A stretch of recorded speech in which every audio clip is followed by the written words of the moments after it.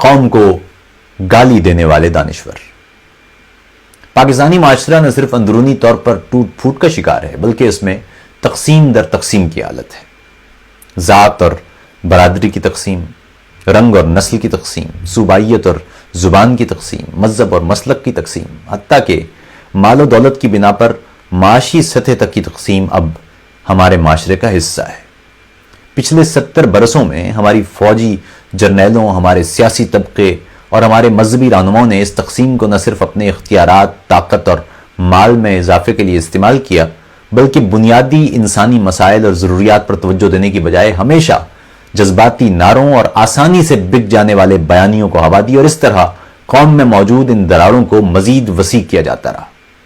اس تقسیم کو مزید ہوا دینے اور اس عسکری، سیاسی اور مذہبی اشرافیہ کے عزائم پورے کرنے کے لیے بٹوے کے دماغ والے تجزیہ کار، ایمان بیچنے والے مصنف، حلف کی توہین کرنے والے افسر اور حقائق مسخ کرنے والے صحافی ان اقتدار اور اختیارات اور سرمایہ کے بھوکے آدم خوروں کو اپنی فہم و فکر اور الفاظ بیچتے رہے، اور یہ سلسلہ آج تک جاری ہے۔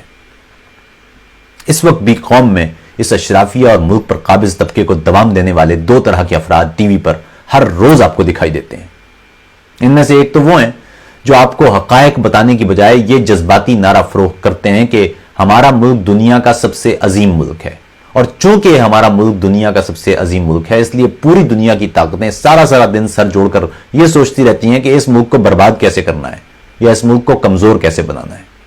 دوسری طرف ایک اور طبقہ ہے جو دانستہ یا نادانستہ عوام کو آ کر یہ بتاتا ہے کہ تمام تر تباہی کی وجہ وہ خود ہیں۔ ان کی غربت، جہالت، تباہی، دہشت گردی، شدت پسندی، مہنگائی، یہ سارا الزام فقط انہی پر آتا ہے۔ یہ افراد اپنے جملوں اور دعووں کو مزید دوام دینے اور اپنے بیانیوں کو زیادہ مسالے دار بنانے کے لیے تاریخ کے حوالے تک نکال لاتے ہیں۔ سیاستدانوں کی کرپشن کی کہانیاں بیان کر کے انہیں 2-4 موٹی گالیاں دے کر اپنا مال بیچ لیتے ہیں۔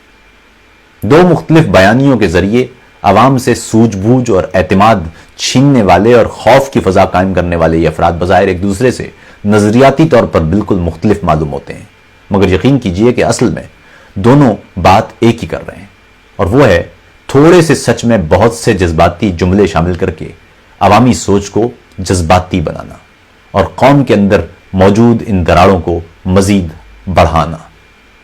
یہ ممکن ہے کہ یہ افراد اس سیاسی اشرافیہ سے داد و تحسین اور مراد کے حصول کے لیے سوچ سمجھ کر عوامی سوچ کو آلودہ بناتے ہوں، اور یہ بھی ممکن ہے کہ ان میں سے کچھ کو معلوم تک نہ ہو کہ ان کے بیانیے اصل میں انسان یا عوام دوست ہیں نہیں۔ ہر دور میں آمروں اور بادشاہی طرز کے جمہوریوں کو اس انداز کے لکھاری ملتے رہے ہیں۔ ضیاء الحق کو ضرورت پڑی تو نسیم حجازی جیسے تاریخ کو مسخ کر کے فکشن تاریخ سے قوم کو گمراہ کرنے والے بھی موجود تھے، دیگر لکھاری بھی موجود تھے، شاعر بھی موجود تھے اور صحافی بھی موجود تھے۔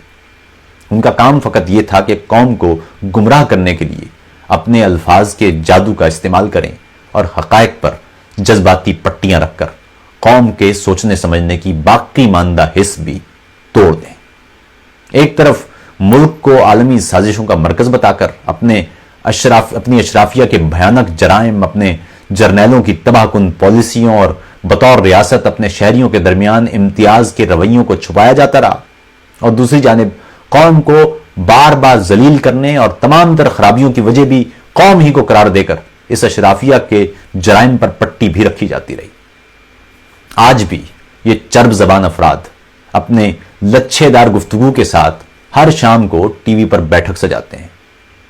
ایک کا کام ہے کہ وہ بنیادی مسائل کا ذکر ہی نہ کرے اور فقط یہ بتائے کہ ہمیں کس طرح تباہ کرنے کے لیے اقوام عالم کے تمام بڑے دماغ سوچ میں غرق ہیں۔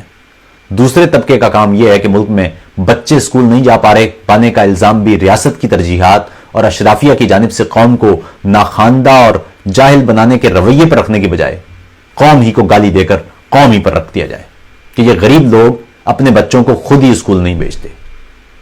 یہ نہ بتایا جائے کہ یہ غریب لوگ اپنے بچوں کا اسکول کیوں نہیں بھیجتے، کیوں 70 برسوں میں قوم کو یہ نہیں بتایا جا سکا کہ تعلیم کتنا ضروری ہے۔ اس ملک میں ہر شخص کو یہ معلوم ہے کہ ایٹم بم کیوں ضروری ہے، ٹینک اور لڑاکا طیارے کیوں ضروری ہیں، مگر یہ کیوں نہیں معلوم کہ اسکول کتنا اہم ہے۔ قوم کو غوری اور غزنوی میزائلوں پر فخر کرنا سکھایا جا سکتا ہے تو علم کو قابل فخر کیوں نہیں بنایا جا سکا؟ علم کو قابل فخر کس نے بنانا تھا اور کیوں نہیں بنایا گیا؟ یہ بتانے والا کوئی نہیں ہے۔ ملک قوم سے عبارت ہوتا ہے، مگر یہ طبقہ بار بار قوم کو گالی دے کر کہتا ہے کہ وہ اپنے مستقبل کا فیصلہ خود نہیں کر سکتے کیونکہ وہ جاہل ہیں، اس لیے ان کے بچوں کے مستقبل کا فیصلہ ہم کریں گے یا یہ 2% اشرافیہ کرے گی۔ یہ نہیں بتایا جاتا کہ اگر آپ کے فیصلے درست ہوتے تو 70 برس بعد یہ ملک یہاں کھڑا ہوتا۔ اگر یہ اشرافیہ ٹھیک پالیسیاں بنا رہی ہوتی تو قوم آج تک جاہل ہوتی۔ نصف سچ اصل میں مکمل جھوٹ ہوتا ہے، اور ہمارے نشریاتی اداروں پر ایسے نہایت کم افراد ہیں جو پورا سچ بتانے کی سخت رکھتے ہیں۔ انہیں مالو اسباب انہیں سچ بولنے سے شاید روک لیتے ہیں، کہیں مراد، کہیں پلاٹ، کہیں لفافے، کہیں دھونس اور دھمکیاں۔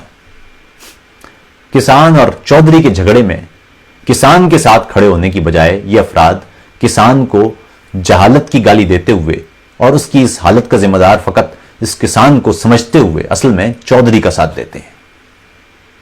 4 سالہ بچے کے ساتھ کسی مدرسے میں ہونے والی جنسی زیادتی پر ان کی نگاہ میں مجرم زیادتی کرنے والا نہیں بلکہ بچہ یا بچے کے والدین ہوتے ہیں جو ان بچوں کو مولویوں کے پاس بھیجتے ہیں۔ یہ ذکر کرنا ان لوگوں کے بس کی بات نہیں کہ ایسے واقعات ہو کیوں رہے ہیں، معاشرے میں جنسی بھوک اس نہج کو کیوں پہنچی ہے۔ عورت کو ہراساں کرنے کے واقعے میں ان کا نشانہ درندہ صفت نگاہیں یا جملے یا ہراساں کرنے والا شخص نہیں ہوتا بلکہ عورت یا عورت کا لباس ہوتا ہے۔ ملک میں دہشت گردی کے ذمہ دار غلط پالیسیوں کی بجائے دوسرے ملکوں کے ساتھ تانے بانوں میں کھو جاتی ہیں۔ آپ ان افراد سے یہ کبھی نہیں سنیں گے کہ کسی دوسرے ملک کو ایسے کسی اقدام کا موقع کیوں ملا، کس کی وجہ سے ملا اور کن پالیسیوں کی وجہ سے ملا۔ وہ افراد جو علل اعلان ڈریم سیلنگ یا خواب فروشی پر مامور ہیں، ان کے نام اور چہروں سے سب واقف ہیں، مگر قوم کو گالیاں دینے اور بدحالی کی وجہ بھی قوم ہی کو قرار دینے والے بھی اصل میں ہیرو نہیں، قوم کے ولن ہیں۔ بریانی کی پلیٹ پر ووٹ دینے کا تانا دے کر جمہور اور جمہوریت کا مذاق اڑانے والوں اور دستور کو گالی دینے والوں سے کہیے کہ کسی روز یہ ذکر بھی کریں کہ قوم کو اس سطح پر کون لایا کہ وہ ایک وقت پیٹ بھر کر روٹی کھانے کے لیے اپنا مستقبل تک داؤ پر لگانے پر آمادہ ہو گئی ہے۔ یہ کون سی پالیسیاں ہیں جنہوں نے اس دیش کو، اس کے لوگوں کو اپنے بچے تک بیچنے پر مجبور کر دیا ہے؟ یہ کون سی حکمت عملیاں ہیں کہ انصاف نہ ملنے پر لوگ خود سوزی کر رہے ہیں؟ سیاستدانوں کو گالیاں دینے والوں سے کسی روز یہ بھی پوچھئے کہ یہ تمام سیاستدان کون لایا تھا؟ انہیں رہنما کس نے بنایا؟ انہیں سیاست کر کے نوٹ بنانے کی آشیرواد سے قبل ان کی کمزوریوں کی فائلیں کس نے بنائی اور کیوں بنائی؟ قوم سے نصف سچ کے ذریعے مکمل جھوٹ بولنے والوں کو کوئی یہ بتائے کہ آپ جیسے قلم اور ضمیر فروش لوگ زندہ ہیں تو اقوام عالم کو ہماری تباہی کے لیے سر جوڑنے کی کوئی ضرورت نہیں۔ یہ افراد اپنی مقبولیت اور مال بنانے کے لیے عوام میں موجود تقسیم کا پورا فائدہ اٹھاتے ہیں اور اٹھاتے رہیں گے۔ اس قوم کے دماغ کو آلودہ کرنے اور سوال چھیننے والوں کے ساتھ ساتھ قوم کو گالیاں دینے والوں کا احتساب بھی ضروری ہے۔